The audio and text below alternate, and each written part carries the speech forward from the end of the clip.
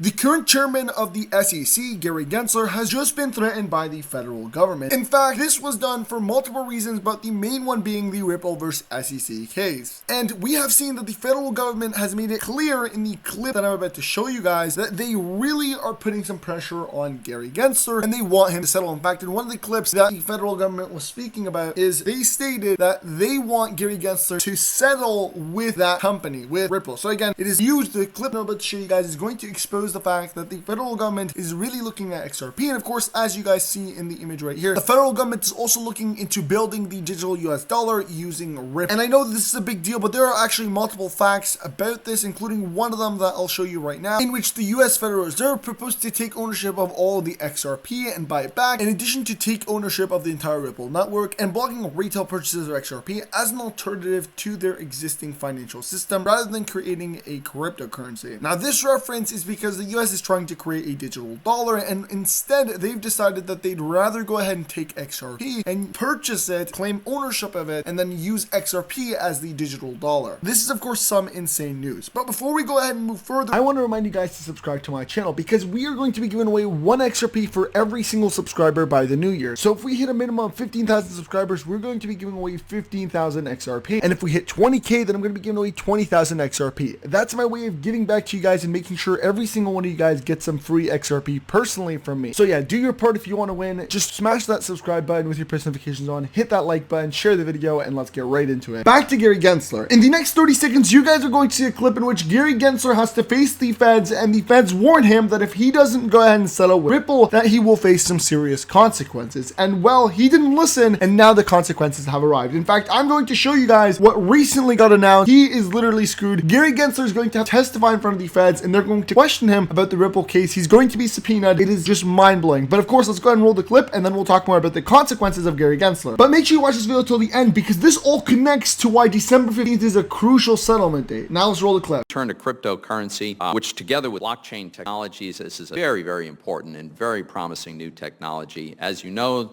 cryptocurrencies are actively traded on many platforms. Really important question is whether a cryptocurrency is a security for regulatory purposes under the Howey or some other test. Now, based on your public statements, it's pretty clear that you believe that some are securities, but others are not. So I'm frustrated by the lack of helpful SEC public guidance explaining how you make this distinction. What makes some of them securities while others are not securities? I understand that the SEC staff will privately provide feedback and analysis on whether a cryptocurrency is a security, but why is this analysis private? Why not publicly announce what characteristics make a cryptocurrency a security or not a security? In other words, how do you apply Howey and the Reeves tests to these new products? Why wait to make the SEC's views known only when it swoops in with an enforcement action, in some cases years after the product was launched? This is regulation by enforcement, and it's very objectionable, and I'm concerned it can stifle domestic innovation. So, Mr. Chairman, I hope we'll get a better understanding of your views on these and a number of other issues. There are many things on which you and I agree and where we could work together to protect investors, to ensure fair, orderly, efficient markets, and facilitate capital formation. I hope we can work together on these really important parts of the SEC's mission.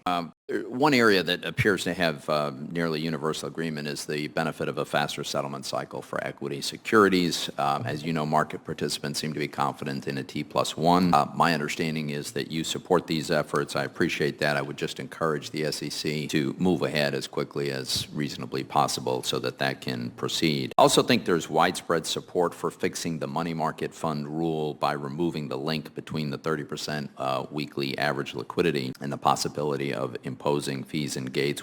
You and I have discussed this. I don't think there's a need for regulatory reforms that would eliminate or reduce the viability of money market funds as an investment, but improving this regulation would reduce the risk that I think the regulatory regime imposes now. I am concerned about the SEC not adequately fulfilling its capital formation mission. Last year's appropriation law instructed the SEC to deliver 2 reports to Congress by the end of June, which would help benefit small public companies. These reports are now past due. I certainly hope the SEC will submit those reports promptly. And you testified to the House that the SEC would have a report on GameStop and Robinhood by this summer. That report has not been produced yet. We got a week left in the summer. I do certainly hope that we will see it soon. Now let me turn to cryptocurrencies. And my time is limited, so I'm going to try to do this as efficiently as I can, Mr. Chairman. But I think I know your position among other things, is that not all cryptocurrencies are inherently securities, right? That's true. There are a small number that aren't, but I think that, as Chair Clayton said when he was in front of Congress, I think very many of these facts and circumstances are investment contracts. So here's my concern. So some are and some aren't is basically what you're saying. And I'm concerned that the SEC has not provided sufficient definition and explained how it would apply the Howey test, which I think is the court standard for determining when something is an investment contract. So for instance, stable coins do not have an inherent expectation of profit. They're just linked to the dollar. Now, you might use them in an attempt to make a profit, but that's a second-order activity. Is it your view that stable coins themselves can be securities? I think that, Senator, they may well be securities. As Thurgood Marshall wrote in the Reeves opinion, in defining the scope of the market that Congress, wished to regulate, Congress painted a broad brush, and it actually included about 35 different things inside the definition of a security in the 33 Act. I've just got limited time here, so I acknowledge that. Here's my problem, though. I think what you just said was that they may be securities, or that some are securities. To me, a stable coin doesn't meet the second prong of the Howey test, that there has to be an expectation of profits from the investment. And so if it doesn't meet the Howey test, it looks to me like it's not a security. Now, maybe you've got a good argument for why some are and some aren't. My whole point is, I think we need to have clarity on this. I think you should publicly disclose this. Apparently, there are private conversations where you work with people who are proposing particular structures and you give them advice, or your staff gives them advice. I just think we ought to have that publicly, and we certainly shouldn't be taking enforcement action against somebody without having first provided that clarity. Well, Senator, this Congress could change the laws, but the laws that we have right now have a very broad definition of security, including a note, including an investment contract, and the like. My predecessor, Chair Clayton, and others actually put out a lot of guidance with regard to the Howey. I just got to push back a little bit on that. It is broad, but it's well defined. There is a very specific litany of the instruments that constitute securities. As you know this better than I do. Investment contract is one of them, and there is a court decision that lays out the prongs for what constitutes an investment contract. I'm just saying, as a layman who can read English, when I read those tests, stable coins don't seem to meet that test to me. Maybe I'm wrong, but if I can misinterpret this, I think others could too, and some clarity, public clarity, I think would be helpful. I see the red light, but I agree with you that some of these tokens have been deemed to be commodities. Many of them are securities, and the Supreme Court has weighed in a number of times. You noted the Howey test.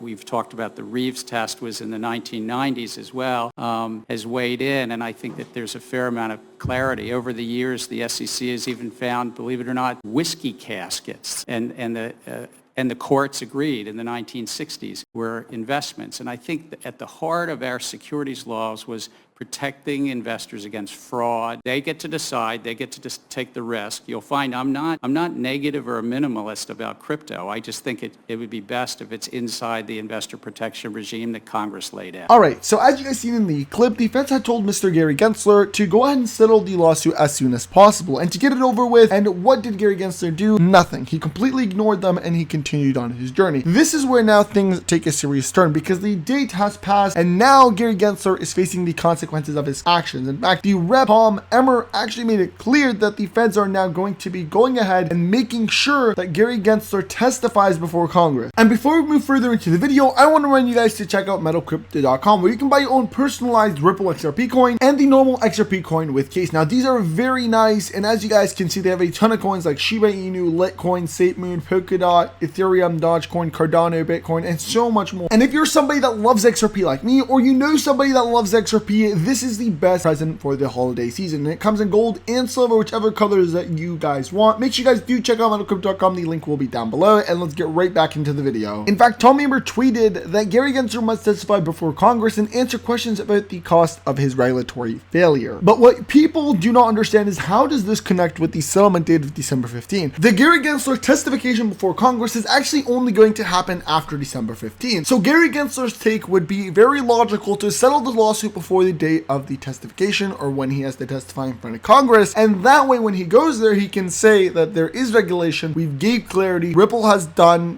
settled the lawsuit, we're cool, we're all good, and everybody will be happy, and he won't need to face further investigation and eventually being charged failing to do his position as the SEC chairman in every possible way. Again, even the FTX crash now is on the table because he really didn't do his job finding information about FTX before a disaster occurred in the crypto industry where investors lost billions of dollars. So of course, his idea would be settle the lawsuit ASAP, get this over with, clean up before the date of Congress. And so it would really make a lot of sense if the December 15th timeline of settlement were to actually take place. And even the CEO of Cardano had made it clear that he also has heard that December 15th is the date of settlement. So everything, guys, connect. All the dots are now in one order. And before I end this video, I want to remind you guys to follow me on Twitter and Instagram. All the links will be down below, as well as make sure you do subscribe to the channel, because as you guys know, we are trying to hit 15,000 subscribers before the new year, and we're going to be giving away 15,000 XRP if we do hit that 15,000 mile. Alright guys, that's the end of the video. I hope you guys enjoyed. Make sure you guys smash the like button, comment your name, and subscribe, and I'll see you guys next time.